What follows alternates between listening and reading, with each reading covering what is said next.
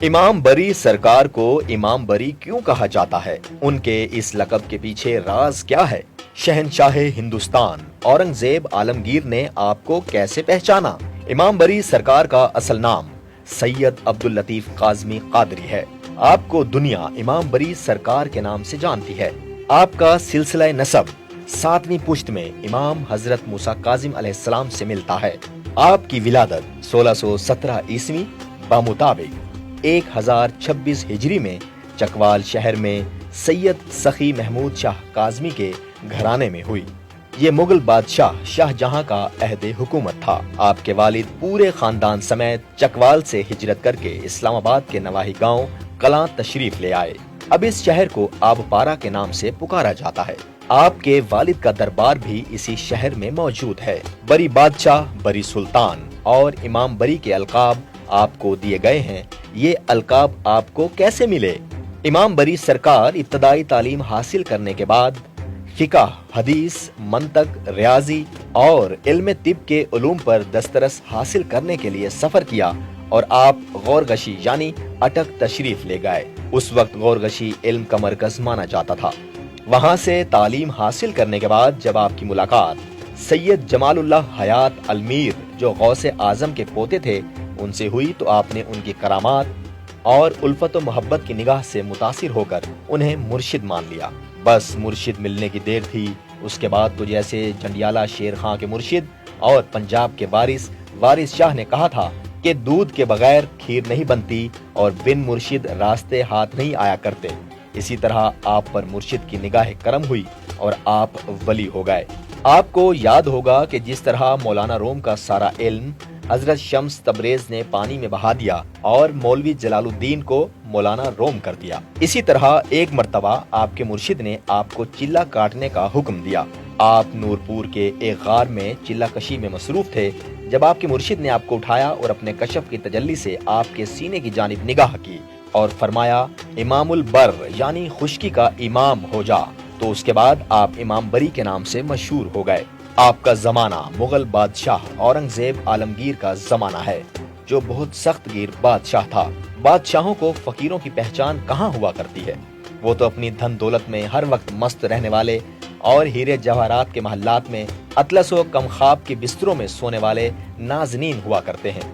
लेकिन जब किसी बादशाह के नसीब में किसी फकीर की जियारत लिखी हो तो वो होकर रहती है। इसी तरह एक मर्तबा बादशाह औरंगजेब आलमगीर अपने लाओ लश्कर के साथ एक बस्ती के करीब से गुजर रहा था कि उसे रास्ते में शाम हो गई, तो उसने अपने सिपाहियों को वहीं खैमे लगाने का हुक्म दिया और निहायत वसी पैमाने पर खाना बनवाया और अपने सिपाहियों को कहला भेजा कि बस्ती के सारे लोगों को दावत दी जाए। तमाम लोग बादशाह के साथ खाने में शरीक हुए, लेकिन सिपाहियों ने बताया कि एक साहिब ने इनकार कर दिया है।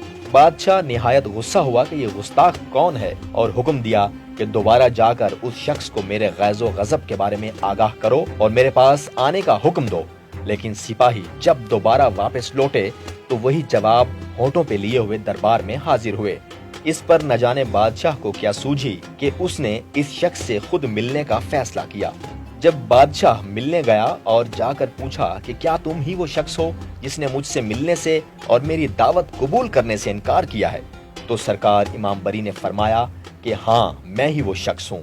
इस पर बादशाह ने कहा कि क्या तुझे इल्म नहीं कि हम बादशाह वक्त हैं और तुम हमारी जागीर हो? इस पर सैयद इमाम बरी सरकार ने कहा कि तुम जो भी हो, जागीर सिर्फ अल्लाह की है और अगर तुम्हें जागीर देखने का बहुत शौक है तो हमारे साथ इस पत्थर पर बैठो।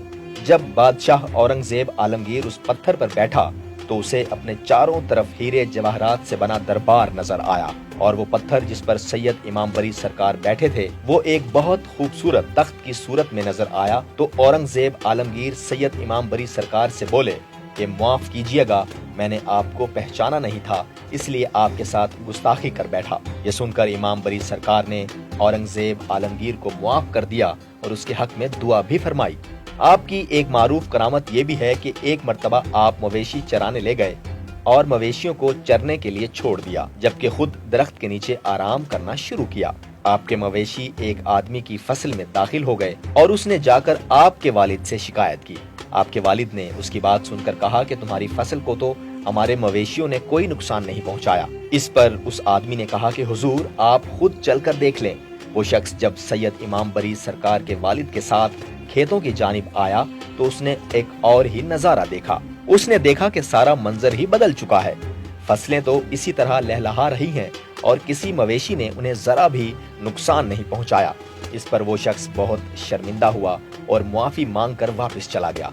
इससे आपकी करामत, मार्फत, विलायत और आपके खानदान की सादत का पता चलता है। सैयद इमाम बरी सरकार का विसाल 1117 हिजरी बामुताबिक 1706 ईस्वी में नूरपुर शाह इस्लामाबाद में हुआ। आपका मजार पाकिस्तान के दारुल हुकूमत इस्लामाबाद के नवाही गांव नूरपुर शाह में है। आपका दरबार औरंगजेब आलमगीर ने अपने दौरे हुकूमत में अपनी निगरानी में बनवाया था। आज भी हजारों मुरीदैन और आशिक आपके मज़ार अक़दस की ज़ियारत करने आते हैं।